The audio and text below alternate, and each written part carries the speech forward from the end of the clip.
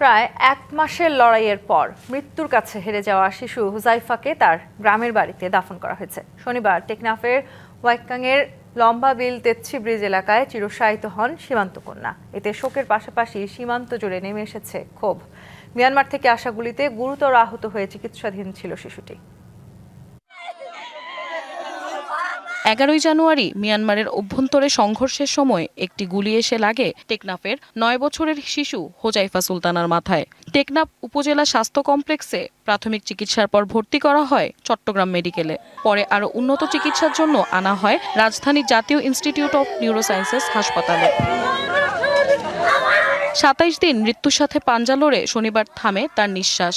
পরে তার মরদেহ নেওয়া হয় টেকনাফ উপজেলার ওয়াইনকং ইউনিয়নের লম্বাবিল তেতছি ব্রিজ এলাকায়।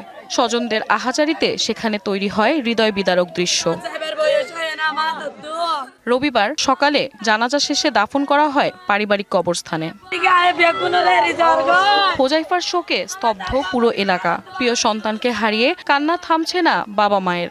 রোহিঙ্গা জনগোষ্ঠী যারা আছে, অবৈধ জনগোষ্ঠী, ওরা ওখানে গিয়ে আশ্রয় নিয়ে ওরা আরকান বিদ্রোহী গোষ্ঠীর সাথে বিভিন্ন ধরনের সংঘর্ষ জড়িত হয়।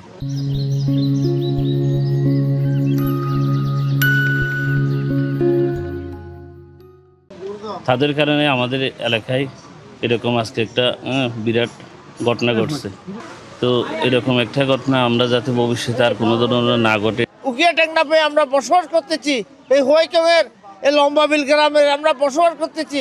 আমাদের এই নিশ্চয়তাটা পাওয়ার জন্য আমরা সরকারের কাছে আকুল গ্রামবাসীর পক্ষ থেকে আকুল আবেদন জানাচ্ছি। মিয়ানমারের রাখাইন রাজ্যে আরাকান আর্মি ও অন্যান্য সশস্ত্র গোষ্ঠীর সংঘর্ষের সরাসরি প্রভাব পড়ছে বাংলাদেশের সীমান্ত এলাকায়।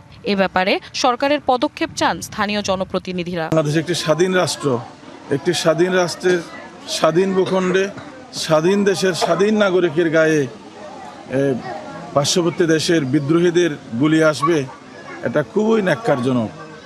আমরা আগেও বলেছি, এখনও বলছি, আমাদের সরকারকে, আইনশৃঙ্খলা বাহিনীকে, বিশেষ করে সীমান্তরক্ষী বাহিনীকে আমাদের এই সীমান্তের নিরাপত্তা অবশ্যই নিশ্চিত করতে হবে। দ্রুত টেকনাফের বাসিন্দাদের নিরাপত্তায় ব্যবস্থা নেবে সরকার, প্রত্যাশা স্থানীয়দের।